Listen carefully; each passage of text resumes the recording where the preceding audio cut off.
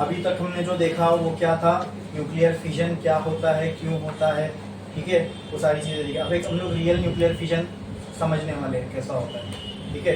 क्यों होता है न्यूक्लियर फिजन वो हमें समझ में आ गया, न्यूक्लियस के अनस्टेबल होने से। एक न्यूक्लियस अनस्टेबल है और हैवी है तो वो अपने आप को स्प्लिट करेगा स्टेबल होने के लिए, ताकि उसकी बाइंडिंग एनर्जी पर न्यूक्लियन बढ़े, उस चक्कर में बाइंडिंग एनर्जी बढ़ती है और उसके वजह से एनर्जी रिलीज होती है फ्यूजन में। क्लियर क्लियर, ठीक है। वो न्यूक्लियर पावर प्लांट का सीमेटिक डायग्राम है, ठीक है। जब न्यूक्लियर फिजन समझ में आ गया, एक एलिमेंट को लेके हम न्यूक्लियर फिजन करेंगे भी, और फिर जब हमें पता है कि इससे हमें एनर्जी मिल सकती है, लेकिन हमने न्यूक्लियर फिजन का होना मतलब क्या, एक न्यूक्लियस का ब्रेक होके दो टुकड़ों में हो जाना। जब ऐसा होगा तो एनर्जी रिलीज होगी। अब ये एनर्जी बहुत ट्रिमेंडस अमाउंट में रिलीज होती है, ठीक है। जब हम अगर हम इसे कंट्रोल कर पाए, ठीक है, तो फिर we can use it to generate electricity. वो क्या बोलते हैं, जब ये हर देश चाहता है उसके पास न्यूक्लियर पावर हो, ठीक है, वो एक न्यूक्लियर पावर बने। न्यूक्लियर पावर का मतलब क्या, हर देश चाहता है कि उसके पास ऐसी टेक्नोलॉजी हो जिससे कि वो न्यूक्लियर एनर्जी को हार्नेस कर पाए। और हर देश इसका रीज़न यही देता है कि हम ये एनर्जी हार्नेस क्यों करना चाहते हैं, for peaceful purposes. Dictator movie देखे हो, ठीक है, उसमें ये पीसफुल पर्पसेस का रेफरेंस आपको वहां से ही मिलेगा, ठीक है, देखना। तो हर देश ये कहता है हम न्यूक्लियर पावर बनेंगे, क्यों, क्योंकि वो न्यूक्लियर पावर से जो एनर्जी निकलेगी उसको हम लोग ग्रीन इलेक्ट्रिसिटी बनाने में यूज करेंगे, किसी दूसरे देश पर मारने के लिए नहीं, ठीक है। हाँ, तो हर देश क्या कहता है, we will use nuclear power for peaceful purposes, ठीक है।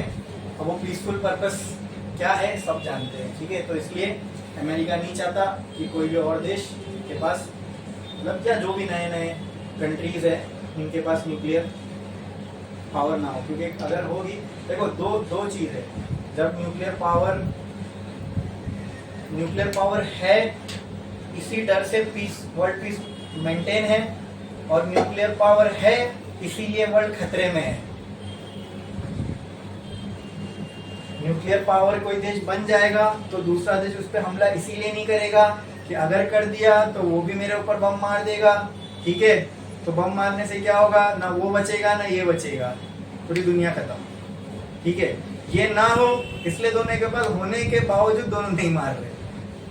तो बड़ा पेचीदा मामला है न्यूक्लियर एनर्जी का, ठीक है इसीलिए वर्ल्ड पीस कायम है इसीलिए वर्ल्ड खत्म भी हो सकता है।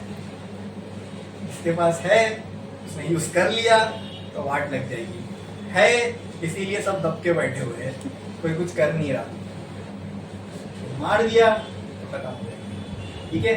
तो बड़े डिलेमा में रहते हैं लोग कि अच्छी चीज है या बुरी पता नहीं, ठीक है, लेकिन है तो नेचर ने दिया हुआ है हमें, उसका यूज करते हैं। इंडिया में भी एक न्यूक्लियर पावर प्लांट है, किधर पे बोलो, इधर ही मानपुर में, बीआरसी में, ठीक है, पापा एटॉमिक रिसर्च सेंटर में एक न्यूक्लियर पावर प्लांट है, ठीक है, अप्सरा नाम है उसका। तो वहाँ पे बाय यूजिंग न्यूक्लियर पावर वो एनर्जी प्रोड्यूस की जाती है। क्या होता है ना, न्यूक्लियर रिएक्शन जब होता है तो फिजन के टाइम एनर्जी रिलीज होती है, that energy release in the form of light and heat, ठीक है। तो जो हीट के फॉर्म में एनर्जी रिलीज होती है ना, उससे हम पानी गर्म करते हैं, ठीक है। फिर वही पानी घरों में जाता है, सुबह सुबह लोग फिर उससे नहाते धोते और काम पे जाते। नहीं, वो पानी गर्म होता है, उससे स्टीम बनती है, और वो हाई प्रेशर स्टीम को ना टरबाइन पे छोड़ा जाता है। तो वो टरबाइन जब घूमता है तो इलेक्ट्रोमैग्नेटिक इंडक्शन हम पढ़ चुके हैं ना, टरबाइन घूमेगा, पीछे मैग्नेट लगा है, चेंज इन फ्लक्स होगा, change in flux create induce EMF, फिर इंड्यूस करंट, बराबर, ठीक है। तो उसको घुमाने का है ना, तो कैसा भी घुमा दो वो करंट प्रोड्यूस करके दे देगा। तो यहाँ घुमा किससे रहे, स्टीम से। स्टीम कहाँ से आई, पानी से। पानी किससे गर्म हुआ, हीट से। वो हीट कहाँ से आई, न्यूक्लियर रिएक्शन से। तो वो फिजन हुआ तो उसमें से जो एनर्जी निकली वो हीट से पानी गर्म किया जा रहा है। तो उसमें जो फ्यूल लगता है, फ्यूल मतलब जो भी न्यूक्लियस आप यूज कर रहे हो फोड़ने के लिए, वही फ्यूल हुआ, उसी से हीट निकलेगी, बराबर। तो इनकी मतलब इससे जो हम एनर्जी यानी इतने से अमाउंट ऑफ यूरेनियम से हम बहुत ट्रिमेंडस अमाउंट में एनर्जी पा सकते हैं, समझे। बस उसको अनस्टेबल करके छोड़ दो। अच्छा पहले आते हैं हम लोग, हाँ तो हमने समझा फिशन क्या होता है, सबको समझ में आ गया।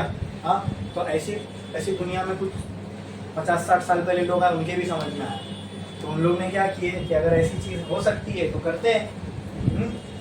तो करके देखा, उसके लिए न्यूक्लियस चाहिए, न्यूक्लियर फिजन करने के लिए न्यूक्लियस चाहिए। तो विच वॉज अवेलेबल और जिसको फोड़ा जा सकता है, ऐसे समझ में आया, वो था यूरेनियम 235। क्या था, और मैंने यहाँ क्या लिखा हूँ 236। एक्चुअली में जो यूरेनियम चाहिए न्यूक्लियर बॉम्ब बनाने के लिए वो यूरेनियम 235 है। और यूरेनियम 235 बहुत रेयर है, उसको बोलते हैं वेपन ग्रेड यूरेनियम, ठीक है। जो अगर मिलता है तो उसको 235 बनाना पड़ेगा। अगर नॉर्मल कोई और आइसोटोप में अगर तुमको यूरेनियम मिलता है तो उसको U235 बनाना पड़ेगा। इसको बोलते हैं यूरेनियम को एनरिच करना। किसी देश के पास ये टेक्नोलॉजी भी आ गई ना तो समझ लो उसने 70%, ये मेजर पार्ट है, ये मेजर पार्ट है न्यूक्लियर टेक्नोलॉजी को हासिल करने का। ये मेजर पार्ट है कि यूरेनियम को एनरिच कर पाओ, यूरेनियम 235 हासिल कर पाओ। And uranium 235 is very rare, कि वो अपने नेचुरल फॉर्म में मिले, ये बहुत रेयर है।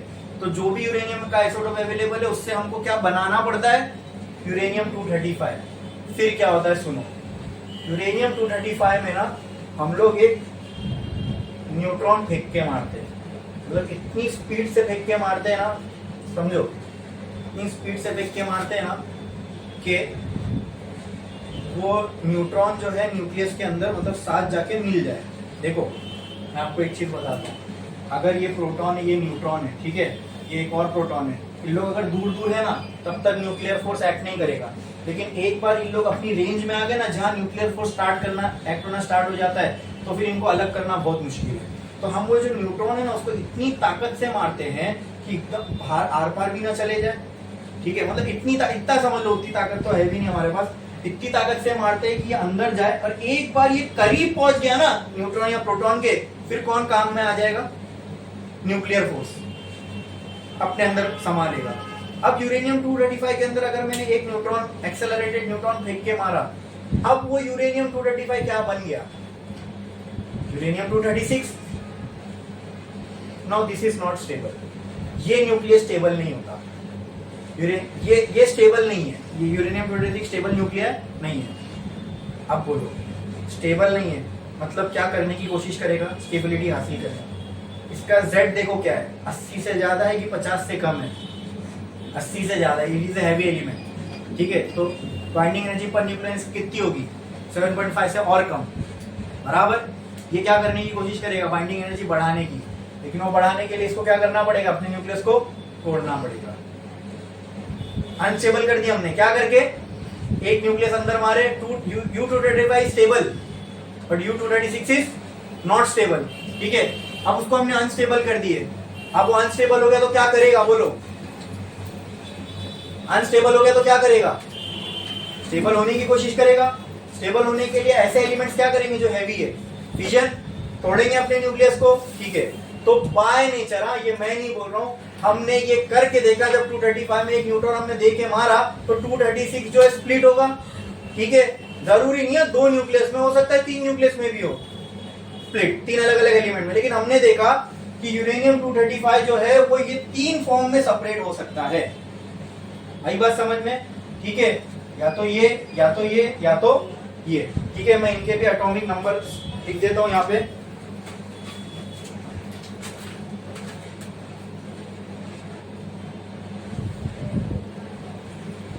या बेरियम क्रिप्टॉन, ये दो के न्यूक्लियाई में स्प्लिट हो जाएगा, ठीक है। देखेंगे, हिसाब भी लगाएंगे अपन इसका। ये Sb क्या है, एंटीमनी है शायद, ये नहीं मालूम मेरे को, बताओ ना ये किसका है।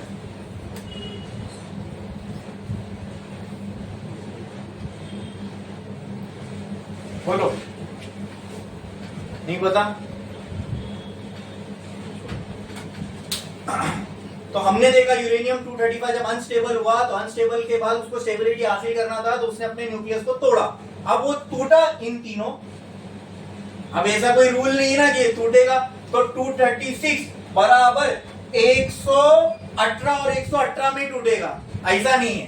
ठीक है, उसकी मर्जी, उसको जो न्यूक्लियस में टूटना स्टेबल होने के लिए वो टूट सकता है। ठीक है, तो हमने देखा यूरेनियम 236 इन 3 न्यूक्लियस में टूटा एंड मेजॉरिटी टाइम ये मिला।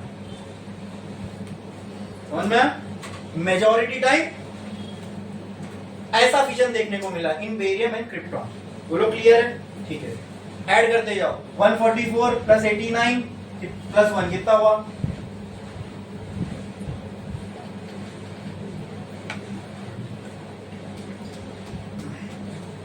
अच्छा वो छोड़ो, 144 प्लस 89 करो बस। 144 प्लस 89 कितना आया? 233। यहां पे नंबर ऑफ न्यूक्लियॉन्स कितने हैं? क्या बैलेंस है इक्वेशन? नहीं। कितने न्यूक्लियॉन की कमी है? 3। कितने न्यूक्लियॉन की कमी है? तो यहाँ पे ये हुआ, सुनो अब ध्यान से, यहां से पूरा न्यूक्लियर फिजन और क्लियर होगा। क्यों इसमें इतनी तबाही करने की ताकत होती है फिजन के अंदर, अब समझ में आएगा। ठीक है, यहां से चेन रिएक्शन शुरू होने वाला है, ध्यान से सुनना। ठीक है, हमने सिर्फ एक U235 लिया था, क्या किया हमने क्या किया? सिर्फ एक न्यूट्रॉन डाल के उसको अनस्टेबल कर दिया। अब वो स्टेबिलिटी हासिल करने के लिए क्या करेगा? वो अपने न्यूक्लियस को फोड़ेगा। जैसी एक न्यूक्लियस फूटा और वो 2 अलग अलग न्यूक्लियस बने, तो क्या रिलीज होगी? एनर्जी। अच्छा, ये 2 न्यूक्लियस जो फूटे, इनका टोटल एटॉमिक मास नंबर और पहला एटॉमिक मास नंबर क्या सेम होना चाहिए? हाँ, लेकिन ऐसा नहीं हुआ। हमने क्या देखा? ये बेरियम और क्रिप्टॉन में टूटा। क्रिप्टॉन को इतने ही न्यूक्लियॉन्स चाहिए, बेरियम को इतने ही न्यूक्लियॉन्स चाहिए, लेकिन इसमें से 3 न्यूक्लियॉन्स क्या हो गए? बच गए। वो 3 न्यूक्लियॉन कौन थे? 3 न्यूट्रॉन। क्या थे? अब क्या होता है ना, जब फिजन होता है, एनर्जी रिलीज होती है, तो 3 न्यूट्रॉन झलक के बाहर निकल जाते हैं न्यूक्लियस से। किससे? ये 3 न्यूट्रॉन न्यूक्लियस नहीं फॉर्म किए। आई बात समझ में? ये वाला न्यूक्लियस टूटा, एक न्यूक्लियस ये बना, एक न्यूक्लियस ये बना, लेकिन अभी भी दिख रहा है आपको जितने इसके अंदर न्यूक्लियॉन्स थे उतने इन दोनों का मिला के नहीं है। 3 की कमी है। वो 3 कहां गए? वो 3 न्यूक्लियस से बाहर भाग गए। बाय नेचर ऐसा होता है, ये देखा गया, बाय नेचर ऐसा होता है। ठीक है, ये रिएक्शन में 3 न्यूट्रॉन न्यूक्लियस के बाहर निकल गए और बहुत ज्यादा एक्सेलरेटेड थे, मतलब उनके पास ट्रिमेंडस अमाउंट ऑफ एनर्जी है। आप समझो इस चीज को। हाँ, एक न्यूक्लियस फटेगा, उसमें से बहुत एनर्जी निकलती है। मैं आपको इतना सा यूरेनियम लाके दे दूं ना, इतना सा, इसमें कितने एटम्स होंगे? Trillion trillion trillion trillion trillion, कितने तो भी होंगे, उतने ही न्यूक्लियस होंगे। मेरे को सिर्फ एक न्यूक्लियस के साथ ये करना है बस। U235 को एक जो न्यूट्रॉन दे के मारा ना, वो मुझे सबके साथ नहीं करना है। कोई एक, वो करोड़ों खरबों में से कोई एक न्यूक्लियस को जाके मेरा न्यूट्रॉन जो मैंने बाहर से मारा वो डिस्टर्ब करना चाहिए बस। वो न्यूक्लियस क्या हो जाएगा? अनस्टेबल। उसको स्टेबल होना है तो वो क्या करेगा? अपने आप को तोड़ेगा। उसको तोड़ने के चक्कर में क्या हुए? 3 न्यूट्रॉन बाहर भाग गए, बाहर निकल गए। ठीक है, और वो इतने एक्सेलरेटेड थे कि उसके उस मटेरियल के सैंपल में और भी तो न्यूक्लियस होंगे ना, हर एक को तोड़ेगा। हमने भी तो यही किया, एक न्यूक्लियस मारा, एक न्यूट्रॉन मारा, एक न्यूक्लियस पे फूटा, 3 न्यूट्रॉन निकले, उसमें से दो एलिमेंट बने, लेकिन 3 न्यूट्रॉन उसमें से अब न्यूक्लियस के बाहर ही भाग गए और बहुत एक्सेलरेशन में थे, बहुत एनर्जी के साथ थे। ये 3 न्यूट्रॉन और 3 न्यूक्लियस में जाएंगे।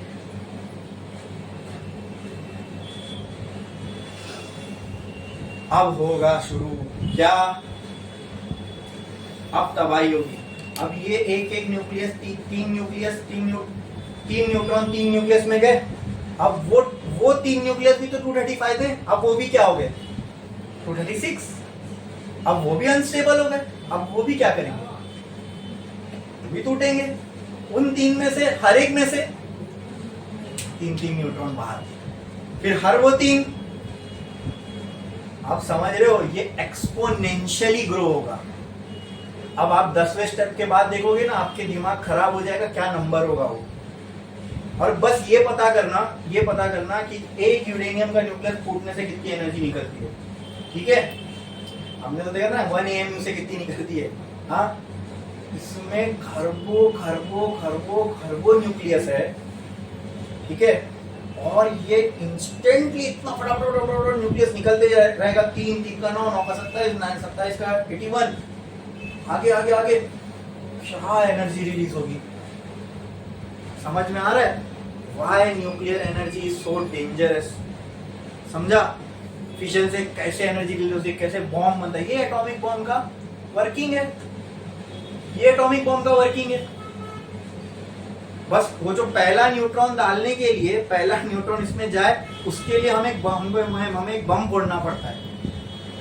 वही यूरेनियम के टुकड़े के पास एक बॉम्ब फोड़ना पड़ता है, वो बॉम्ब फूटेगा तब जाके एक न्यूट्रॉन जाके किसी एक न्यूक्लियस को टच करेगा। बस उतना करना है बस, बाकी सब काम अपने आप हो जाएगा। समझ में ना चेन रिएक्शन कैसे होगा, ये समझ में आ रहा है? तो अब हमने मोस्ट ऑफ द टाइम हमने देखा कि यूरेनियम जब टूटता है तो इस कॉन्फ़िगरेशन में टूटता है, लेकिन कई बार हमें ऐसा भी देखने को मिला, कभी 4 न्यूट्रॉन निकल रहे, कभी 2 न्यूट्रॉन निकल रहे, लेकिन 4 निकल रहे हैं 2 निकलने दो, वो न्यूट्रॉन भी तो आगे तबाही करेंगे ना, उनका भी चेन रिएक्शन। मान लो 4 निकले, चारों ने एक को फोड़े, तो उसके बाद 3 भी निकल रहे। मेजरली ये देखा था ये वाला, साथ में क्या निकलती है? Energy, tremendous amount of energy. क्यों निकलती है फिशन में एनर्जी, समझ में आया? क्योंकि यहाँ से यहाँ गए होंगे तो बाइंडिंग एनर्जी इंक्रीज हुई होगी। इनकी बाइंडिंग एनर्जी पर न्यूक्लियन तो कम हो गई, लेकिन यहाँ से यहाँ आने पे बाइंडिंग एनर्जी बढ़ गई, और बाइंडिंग एनर्जी जब भी बढ़ती है तो क्या रिलीज होगी? एनर्जी, ठीक है। हर न्यूक्लियस फूटने पे एनर्जी रिलीज होगी, हर न्यूक्लियस, और हर एक स्टेप के बाद 3 गुना ये एनर्जी बढ़ती जाएगी। पहली बार तो 1 ही फूटा, अगली बार 3 फूटेगा तो वो एनर्जी 3 गुना हो गई, फिर अगले में 9 गुना, अगले में उसके 3 गुना, उसके 3 गुना करके देखो। ये कभी कैलकुलेटर में खाली मल्टीप्लाई बाय 3 करते जाओ, ज्यादा नहीं, 15-20 स्टेप के आगे जाओगे ना, तुम्हारा मोबाइल जवाब दे देगा, वो नंबर तुम्हारा मोबाइल नहीं वो कर पाएगा जो भी आएगा, ठीक है। तो बोलते हैं एक्सपोनेंशियल ग्रोथ, कंपाउंडिंग इफेक्ट, ठीक है। ये डिस्ट्रक्शन का कंपाउंडिंग इफेक्ट है। अब ये जो इतने ट्रिमेंडस अमाउंट में एनर्जी, अच्छा वो न्यूट्रॉन को कोई पकड़ सकता है? नहीं पकड़ सकता ना, यही बात समझ में। इसीलिए ये बहुत तबाही मचा सकता है। हाँ, अगर अनकंट्रोल्ड, यानी इसको छोड़ दो, ये न्यूट्रॉन को चेन रिएक्शन करने दो, छोड़ दो, तो ये क्या क्या करेगा? ये तबाही करेगा। क्या करेगा? हर न्यूक्लियस के फूटने पे जो एनर्जी निकलेगी, वो एनर्जी मिलने के इतनी ज्यादा एनर्जी हो जाएगी कि वो एक बहुत बड़े एरिया को एकदम सपाट बना सकती है, कि यहाँ जैसे कभी कुछ था ही नहीं ऐसा, ठीक है। एक गोनी यूरेनियम 235 लेके आऊं मैं, और सिर्फ एक न्यूक्लियस, एक न्यूट्रॉन पूरी एक गोनी पे मान, एक न्यूट्रॉन, मैं एक एटम नहीं बोल रहा हूं, एक न्यूक्लियस नहीं बोल रहा हूं, एक प्रोटॉन न्यूट्रॉन भी नहीं बोल रहा हूं, एक न्यूट्रॉन, बस वो पूरी गोनी में एक न्यूट्रॉन, उससे और बस एक न्यूट्रॉन मारना है। उस पूरे सैंपल में जितने यूरेनियम होंगे ना, उससे पूरा मुंबई ऐसा हो जाएगा जैसे ये एग्जिस्ट ही नहीं करता था, कभी यहाँ कुछ था ही नहीं, ऐसा सपाट हो जाएगा, वेपराइज हो जाएंगे, चुटकी में वेपराइज हो जाएंगे सब, इतनी ट्रिमेंडस अमाउंट में एनर्जी निकलेगी। आई बात समझ में? सोचो बनाने वाले ने, जिसने भी, मतलब जो क्रिएटर जिसने इस दुनिया, इस यूनिवर्स को बनाया है, हम तो सोचते सन ही एनर्जी का सोर्स है, वो है ये हमारे ही अंदर पता नहीं कितनी ट्रिमेंडस अमाउंट ऑफ एनर्जी है। फिर हम लोग सेल्स से बने, ठीक है, सेल्स मॉलिक्यूल से बने, मॉलिक्यूल्स एटम से बने, और एटम इन्हीं चीजों से बना। अब आप अपने जिस्म में सेल ही पकड़ लोगे तो वो ट्रिलियन में होंगे, उन सेल में मॉलिक्यूल वो ट्रिलियन में होंगे, उन मॉलिक्यूल में एटम ट्रिलियन में होंगे। सोचो हम लोग क्या है एनर्जी के पैमाने पे देखा जाए, ठीक है। आ रही है बात समझ में? हाँ, और अगर हम इसको कंट्रोल कर पाए, ये जो न्यूट्रॉन का, अच्छा एक न्यूट्रॉन, एक रिएक्शन हुआ, 3 न्यूट्रॉन निकले तो 3 को फोड़ेंगे। अगर हम उसको किसी तरीके से कंट्रोल कर पाए, क्या कि एक रिएक्शन के बाद जो 3 न्यूट्रॉन निकल रहे, उसमें से अगर मैं 2 को रोक दूं तो वो अगला एक को ही फोड़ पाएगा, 3 को नहीं फोड़ पाएगा। फिर उसमें से जो 3 निकल रहे उसमें से भी 2 रोक लूं तो वो भी एक को ही फोड़ पाएगा। तो जब ये रेट ऑफ रिएक्शन, उसकी वैल्यू k होती है, वो सब आपको है नहीं, ठीक है, वो एंट्रेंस में। तो जो रेट ऑफ रिएक्शन अगर पर साइकिल 1 है ना, तो वो कंट्रोल्ड माना जाता है। और वो 3 के वैल्यू से अगर बढ़ता गया तो वो तो अनकंट्रोल्ड है, उसको छोड़ दो, नहीं कुछ नहीं कर सकते। हाँ, अगर k की वैल्यू 1 है यानी एक न्यूट्रॉन एक ही न्यूक्लियस को फोड़ रहा है, फिर उसमें से जो 3 निकले उसमें से भी 2 रुक के एक को ही फोड़ रहा है, यानी एक न्यूट्रॉन हर स्टेप में एक ही न्यूक्लियस को फोड़ रहा है, तो ऐसे न्यूक्लियर रिएक्शन को हम कंट्रोल न्यूक्लियर रिएक्शन बोलते हैं, बराबर। और उससे जो एनर्जी निकलती है उसको हम कंट्रोल कर सकते हैं, और अगर हम कंट्रोल कर सकते हैं तो फिर हम उसको फॉर पीसफुल पर्पसेस यूज कर सकते हैं, ठीक है, जैसे कि जनरेशन ऑफ इलेक्ट्रिसिटी, बराबर। अभी हम लोग कोल से एनर्जी प्रोड्यूस करते हैं। कोल क्या है, जमीन से निकलता है, ठीक है, हाँ, तो नेचुरल रिसोर्स है, कभी ना कभी खत्म हो जाएगा, ओके, वो और कॉस्टली है, मतलब उसको निकालना, माइन करना, ये सारी चीजें, फिर उससे energy banana, it is a very tedious and expensive process. और न्यूक्लियर एनर्जी मतलब एक बार बिलियनों डॉलर का खर्चा होता है न्यूक्लियर पावर प्लांट्स में, लेकिन उसकी लाइफ बहुत होती है, ठीक है। तो बोलता काय के लिए करने का ये सब, सन है ना, सोलर पैनल लगाओ, कोई खाली जगह देखो यार, एक राजस्थान में डेजर्ट में पिछा डालो, जो एनर्जी प्रोड्यूस होगी करते जाओ यूज, ठीक है। अभी इसी से आपको समझ में आएगा सन इतनी बड़ी एनर्जी का सोर्स कैसे। अभी फ्यूजन नहीं समझे ना, अभी तो ये तो छोटा भाई है, फ्यूजन इसका बाप है। न्यूक्लियर फिजन समझो ना आपने, तो ऐसा मुंह बुला रहे हो, बाप रे इतनी एनर्जी। फ्यूजन तो इसका बाप है, फ्यूजन। अच्छा हुआ, पता नहीं शायद हो सकता है किसी देश के पास हो फ्यूजन बॉम्ब की टेक्नोलॉजी, एटम बॉम्ब मतलब उसमें ये फिजन टेक्नोलॉजी यूज होती है, ठीक है, फिजन बॉम्ब होता है। किसी के पास अगर फ्यूजन बॉम्ब आ गया ना तो खत्म, तो एक ही फोड़ेगा तो पूरा अर्थ गायब। फिजन क्या, मैं बोला एक 50 किलो की गोली फोड़ो तो मुंबई एक शहर कोई हो सकता है, फ्यूजन वाला बम फूटेगा तो पूरा अर्थ, वो तो एटमॉस्फेयर के मॉलिक्यूल को फ्यूज करने लगेगा। देखेंगे हम लोग फिजन भी क्या होता है। तो ये समझ में आई यूरेनियम का, वो पूरी कहानी समझ में आई, ठीक है। अब आते हैं हम लोग न्यूक्लियर पावर प्लांट में। अब ये जो चीज़ हमने यहाँ पे की वो इधर हो रही होती है, ठीक है। ये इसका फ्यूल, ये है ये टुकड़े दिख रहे, ये यूरेनियम 235 के टुकड़े, ठीक है, उनमें एक न्यूट्रॉन बॉम्बार्ड करते हैं और इनको बोलते हैं कंट्रोल रॉड। ये पूरे समझ जाओ प्लांट की पूरी जान, मतलब प्लांट और प्लांट के 5-10 किलोमीटर के आजू बाजू लोगों की जान इसी के हाथ में। ये कंट्रोल रॉड है, कंट्रोल रॉड ही है, वो जो मैंने बताया ना रेट ऑफ रिएक्शन को कंट्रोल करने वाली चीज, कंट्रोल रॉड। एक मूवी है शेरनोबिल करके, वो न्यूक्लियर पावर प्लांट था, ठीक है, उसमें ये कंट्रोल रॉड आपे से बाहर हो गए थे, तो पता नहीं कुछ हो गया था। तो ये भी तो अपने आप में एक बॉम्ब ही है ना, तो जब तक कंट्रोल रॉड है तब तक ये कंट्रोल में, कंट्रोल रॉड हट गया तो ये पूरा एटम बॉम्ब ही है। अनकंट्रोल रिएक्शन अगर होगा तो वही एक न्यूट्रॉन 3 को फोड़ेगा, फिर 3 को ऐसा करके, ठीक है। वो जय हो 3 लोग की मदद करो, उसको बोलो 3 के आगे करे, 3 के आगे करे। मेरे को लगता है यहीं से उन्होंने कॉन्सेप्ट उठाया रहेगा, ठीक है। समझ में आया। तो जब तक कंट्रोल रॉड ये कंट्रोल वे में हो रहा है, अगर कंट्रोल रॉड यहाँ नहीं होते तो बीआरसी में भी एटम बॉम्ब ही तो लगा हुआ है। फिर आई बात समझ में। हाँ, सोचते रहते बस रात में, मालूम भी नहीं बॉम्ब तो ये नहीं, वो काफी, मतलब उस पर हम लोग ने कंट्रोल हासिल कर लिए। काफी कंट्रीज के पास है न्यूक्लियर टेक्नोलॉजी जिससे वो यूज करते हैं। कई सबमरीन है जिनमें मतलब न्यूक्लियर फ्यूल ही यूज होता है, ठीक है, कई सालों से चल रही है। बोलो क्लियर, समझ में आया। तो ये जो कंट्रोल रॉड है इनका काम होता है, वो जो रेट ऑफ रिएक्शन मैंने बोला ना, अगर एक न्यूट्रॉन एक न्यूक्लियस को पड़ेगा उसमें से 3 न्यूट्रॉन निकलेंगे, तो कंट्रोल रॉड क्या काम करते हैं, वो 2 न्यूट्रॉन को रोक लेते हैं, ठीक है, ताकि रेट ऑफ रिएक्शन एक ही बना रहे, एक ऐसी एक न्यूट्रॉन, मतलब एक फिजन होने के बाद अगले में सिर्फ एक ही फिजन हो पाए, समझे। वरना अनकंट्रोल में क्या हो रहा है, एक फिजन के बाद 3 फिजन हो रहा है, 3 के बाद 9 हो रहा है, 9 के बाद 27 हो रहा है। इसमें ऐसा नहीं होगा, हर स्टेप में एक ही फिजन होगा, उसको बोलते हैं कंट्रोल रिएक्शन। तो कंट्रोल वे में एनर्जी निकलती है। बोलो क्लियर है। हाँ, फिर अब यहाँ पे जब फिजन हो रहा है तो हीट सारी की सारी यहाँ से ही निकलेगी। बोलो क्लियर है।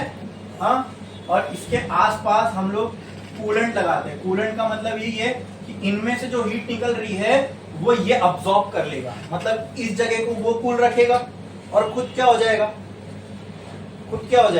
गर्म हो जाएगा। आई बात समझ में। और इसको घुमाते रहने का काम इसके अराउंड पंप करता है। बोलो क्लियर है।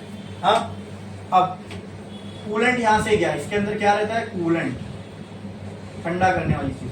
कूलेंट यहां से गया, इसके अराउंड घूम रहा है, गर्म हुआ, गर्म होके कूलेंट यहाँ गया, यहाँ गया, यहाँ पे है बॉयलर। क्या है?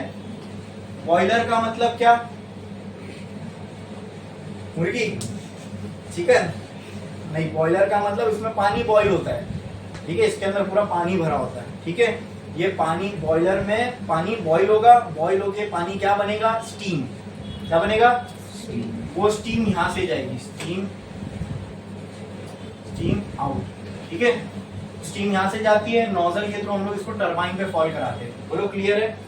ये बॉयलर का पानी कहां से गर्म हुआ? कूलेंट से। कूलेंट कहां से गर्म हुआ? यहाँ से। अच्छा, जब बॉयलर का पानी गर्म होगा तो कूलेंट ठंडा हो जाएगा, फिर वही ठंडा कूलेंट वापस इधर जाएगा, फिर हीट लेगा, इधर आएगा, बॉयलर में जाएगा, अपनी हीट पानी को देगा, फिर ठंडा वाला कूलेंट वापस इधर आएगा। समझ में आया? ये साइकिल यहाँ चल रही है। अब बॉयलर की साइकिल समझो। बॉयलर में पानी गर्म हुआ, स्टीम बना, ऊपर गया, ये स्टीम कहाँ गई? टरबाइन पे, इसकी एनर्जी कम हुई, नीचे आई, ठीक है। जैसी स्टीम नीचे आती है, हम लोग यहाँ से पानी छोड़ते हैं।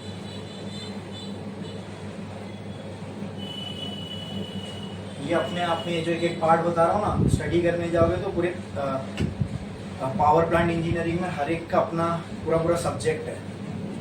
पावर प्लांट ही है ना ये, टरबाइन अलग होता है, इसको बोलते हैं कूलिंग टावर। मैं तो बहुत आसान भाषा में आपको बता रहा हूँ। यहाँ से ठंडा पानी अंदर जाएगा, क्या जाएगा? फिर स्टीम क्या है? गर्म। स्टीम क्या है? ठंडा पानी यहाँ से अंदर जाएगा, स्टीम से हीट ले लेगा, और यहाँ पे hot water out, hot water out.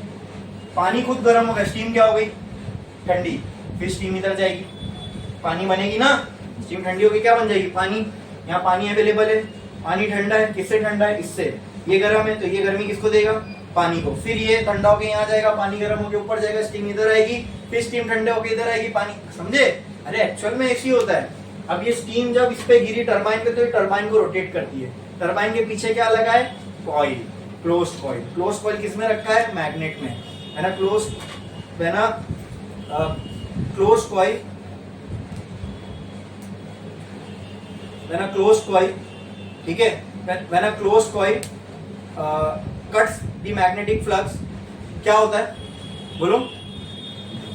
एक क्लोज कॉइल है, वो मैग्नेटिक फ्लक्स को कट कर रही है, या मैग्नेटिक फ्लक्स चेंज हो रहा है, क्लोज कॉइल से लिंक्ड मैग्नेटिक फ्लक्स चेंज हो रहा है, तो उससे क्या होगा? क्लोज कॉइल में, क्लोज कॉइल में क्या इंड्यूस होगा? ईएमएफ इंड्यूस होगा, उससे करंट बनेगा, और वो करंट हमें फिर घरों में, वो करंट का आप यूज कर सकते हो, घरों में दे सकते हो। बोलो क्लियर है? इस तरीके से एक न्यूक्लियर पावर प्लांट वर्क करता है। ये हटा के आप यही पानी, ये पानी को जो है ना, आप कोल जला के गर्म करो, वो होता है थर्मल पावर प्लांट। ये टरबाइन को अगर आप पानी गिरा के चला रहे हो, वो होता है हाइड्रो इलेक्ट्रिक पावर प्लांट, जो डैम से होता है। ये फैन को अगर आप विंड से चला रहे हो, तो विंड टरबाइन, ठीक है। ये फैन को अगर आप ओशन के पानी से, वेव से चला रहे हो, तो वो भी एक टेक्नोलॉजी होती है। बोलो क्लियर है?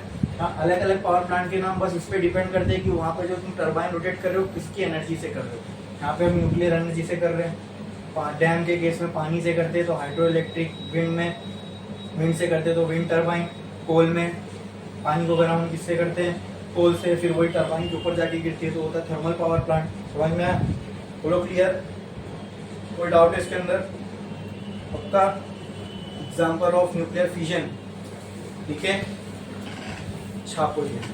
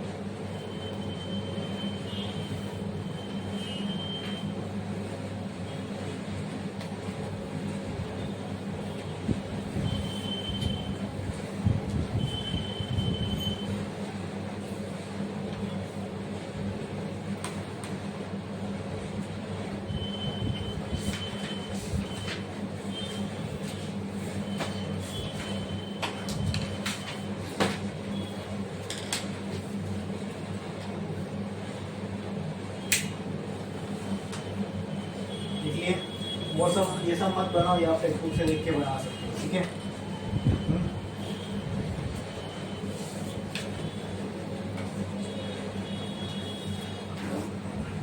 तो इसके बाद हम लोग देखते हैं न्यूक्लियर फ्यूजन, ठीक है। अब फ्यूजन कौन करेगा, वो ग्राफ है, देखिए यहाँ पे मैं बनाता हूँ ताकि समझ में आए आपको। फ्यूजन कौन एलिमेंट करेंगे, आओ देखते हैं। बाइंडिंग एनर्जी पर न्यूक्लियन, और यहाँ पे ए,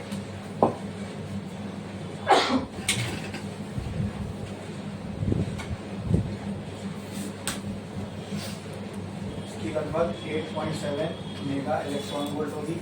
यहाँ पे Fe 56, ठीक है, 50 से लेके 80 तक ये कुछ स्टेबल होंगे, ठीक है।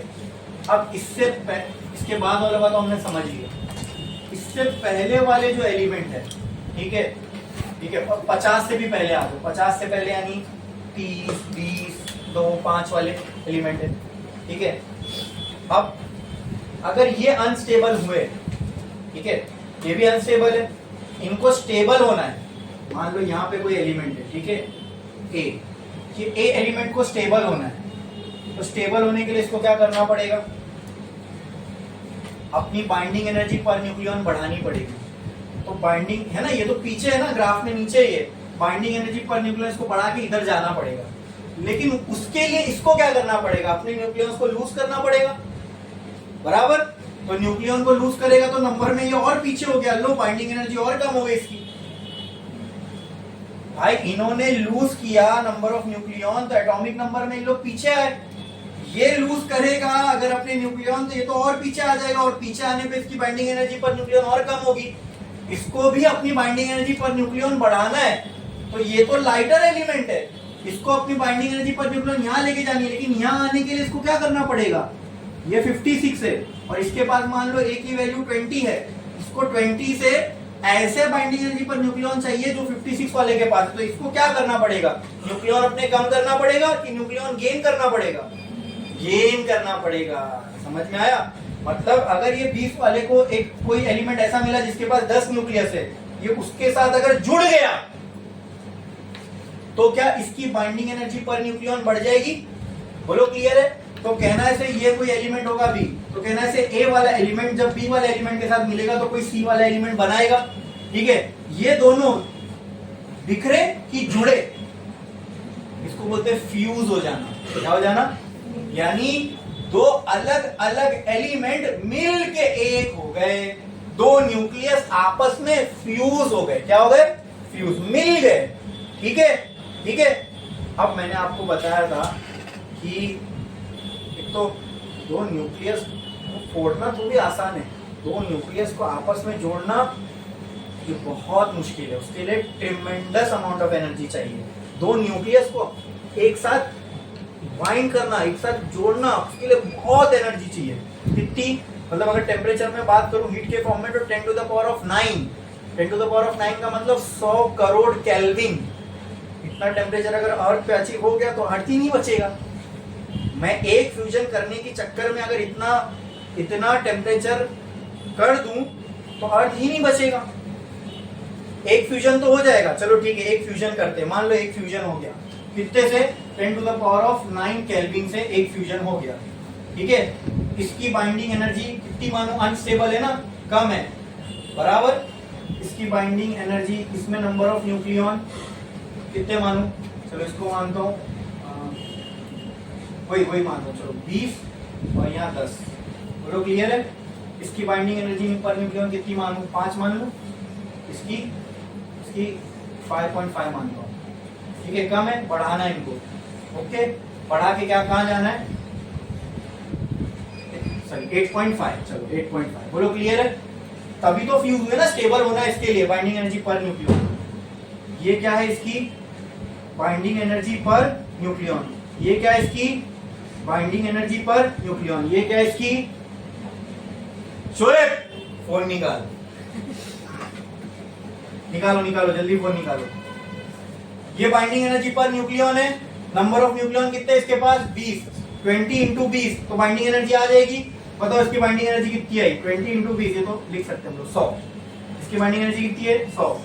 इसमें बाइंडिंग एनर्जी कितनी आई? Per nucleon multiply by number of nucleon 5.5 मतलब 55। ठीक है, टोटल बाइंडिंग एनर्जी यहाँ पे कितनी है? टोटल बाइंडिंग एनर्जी यहाँ पे कितनी है?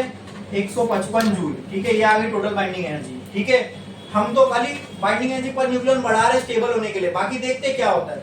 ठीक है, देखो ये 2 ये 10, ये कितना हो जाएगा? 30। इसकी binding energy per nucleon 30 into 8.5 मारो, 30 into 8.5। Total binding energy 30 into 8.5 कितनी आई? हाँ 255। क्या बात है, क्या बात है, 255। यहाँ पे टोटल बाइंडिंग एनर्जी कितनी आई? यहाँ पे बाइंडिंग एनर्जी कितनी थी? बाइंडिंग एनर्जी बढ़ी।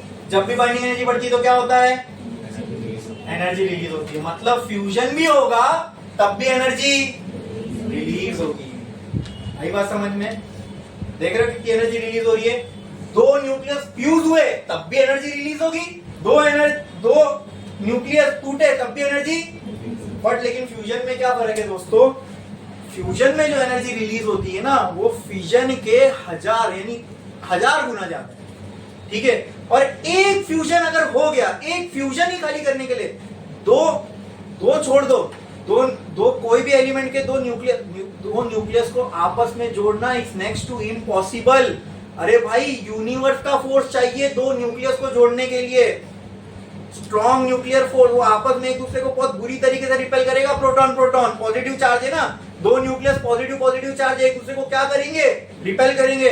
उसके अगेंस्ट जाके, मतलब यूनिवर्स के एक बहुत ही ताकतवर फोर्स के अगेंस्ट जाके आपको इसको फ्यूज करना है, तो आपको ताकत बहुत ज्यादा चाहिए, बहुत हीट चाहिए, बहुत हीट।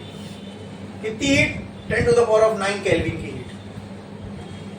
ठीक है, तो सबसे आसान क्या लगता है किसको फ्यूज करना होगा? सारे एलिमेंट में से जब पॉजिटिव एक दूसरे को रिपेल करेंगे, 10 पॉजिटिव तो एक दूसरे को ज्यादा रिपेल करेंगे, कि 5 पॉजिटिव तो एक दूसरे को ज्यादा रिपेल करेंगे? 10 करेंगे, 5 करेंगे? बोलो, अरे बोलो जल्दी। 10 एक दूसरे को ज्यादा रिपेल करेंगे, 5 करेंगे, कि 2 एक दूसरे को ज्यादा रिपेल करेंगे? 2 एक दूसरे को ज्यादा रिपेल करेंगे, कि एक दूसरे को ज्यादा रिपेल करेंगे?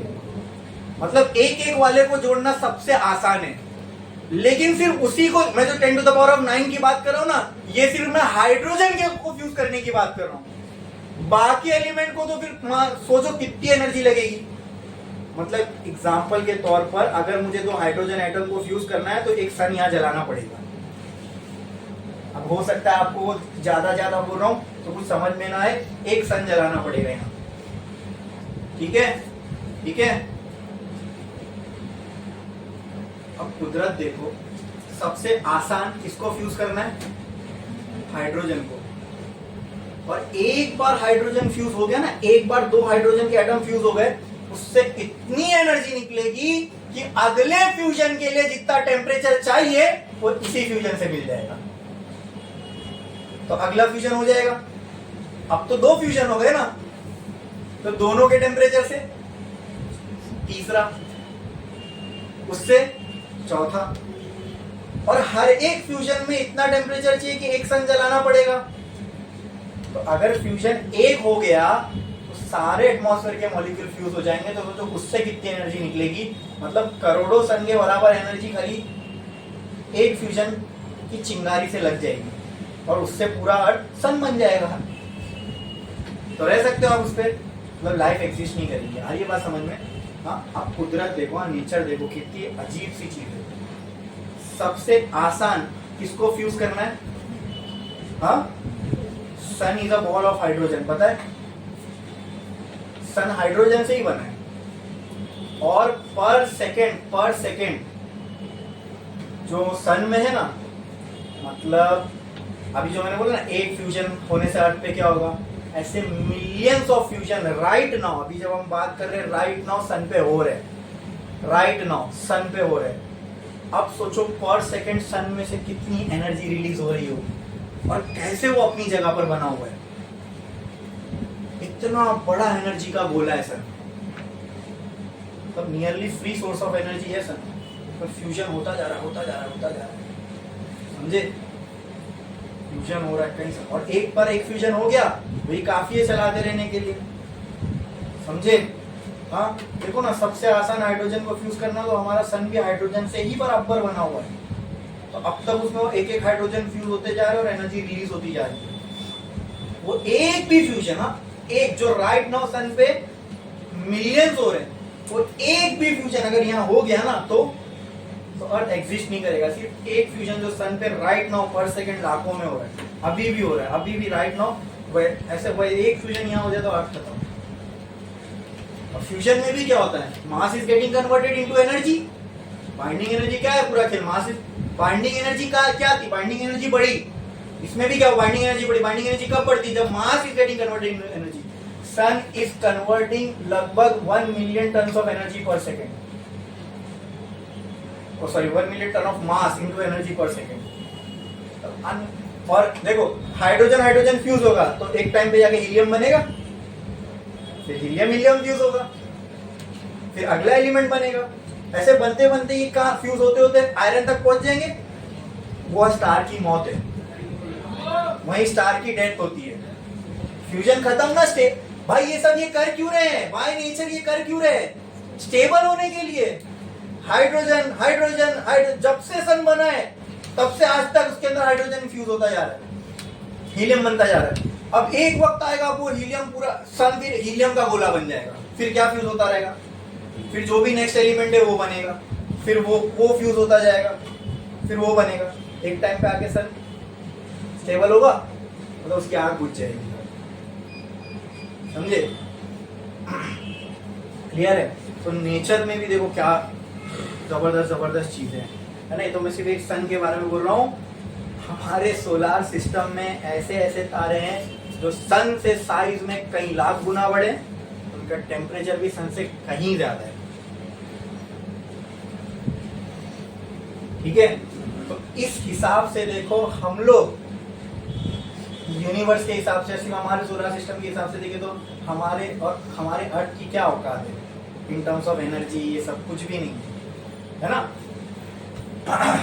कितना कितना बड़ा, क्या नेचर ने कितनी, मतलब इतनी इतनी कॉम्प्लेक्स चीज, इतनी एनर्जी वाली चीज, इतनी भयंकर, जिसमें तो पर सेकंड इतनी एनर्जी निकल रही है कि एक बूंद ब्लास्ट जो वहां पे सेकंड्स में लाखों बार हो रहा है, तो एक भी इधर हो जाए तो पूरा हमारे लाइफ का कोई एक्सिस्टेंस नहीं बाकी रहेगा। कैसे नेचर ने उसको बराबर दूरी पे रखा है, हम बराबर दूरी पे, और सब चल रहे हैं, सब मोशन में, लेकिन अब तक सब सही चल रहा है कई बिलियनों साल से। और एक हम ही है जो कॉन्शियस है या लाइफ है, पता नहीं मर्क्यूरी पे, वीनस पे, मार्स पे कुछ है नहीं है, हम लोग ये समझ रहे, पढ़ रहे हैं, पता नहीं और भी कोई कुछ को पढ़ रहा है नहीं पढ़ रहा है। फ्यूजन समझ में आया, ठीक है। और क्या होता है फ्यूजन, वो समझ में आया। फिजन और फ्यूजन और दोनों में बाइंडिंग एनर्जी पर न्यूक्लियन बढ़ाना चाहता है न्यूक्लियस। वो करने के लिए क्या होगी, बाइंडिंग एनर्जी ओवरऑल बढ़ जाएगी। बाइंडिंग एनर्जी बढ़ेगी तो क्या रिलीज होगी, एनर्जी रिलीज होगी। आई बात समझ में, ठीक है। और फ्यूजन, जैसे फिजन कहाँ जाके खत्म होगा, जब तक आखिरी न्यूक्लियस स्प्लिट ना हो जाए। और वो कब होगा किसी को नहीं पता। रेडियो एक्टिविटी है ना, रेडियो एक्टिविटी ना, न्यूक्लियस का फटना इज रेडियो एक्टिविटी। न्यूक्लियस की कोई भी एक्टिविटी करना, रेडियो एक्टिविटी को हम प्रिडिक्ट कर सकते हैं नहीं। इसकी जब लाइफ, इसकी एक टाइम के बाद जब इससे उतनी एनर्जी नहीं मिलती ना जितनी चाहिए, इसको डिस्पोज कैसे करते हैं मालूम? इसका डिस्पोज करने के लिए अलग से साइटें होती हैं, मतलब बहुत डीप बरीड जमीन के अंदर, फिर कंक्रीट डाल के इंसान नहीं जा सकता। सब रोबोट्स के थ्रू, मतलब ऑटोनोमस रोबोट्स के थ्रू इनको डिस्पोज किया जाता है, ठीक है। फिर उसके ऊपर कोई सेटलमेंट नहीं रहती है, मतलब जमीन की मोटी मोटी लेयर से मतलब वो न्यूट्रॉन बाहर निकल सकते हैं, दिखेंगे थोड़ी तुमको, पर हम लोग कॉन्शियसली इसको समझ नहीं सकते ना कि कैसे जमीन में से इतनी न्यूट्रॉन के लिए ऐसी टाइल्स, ऐसा है कि इससे 10 गुना बड़ा गेट,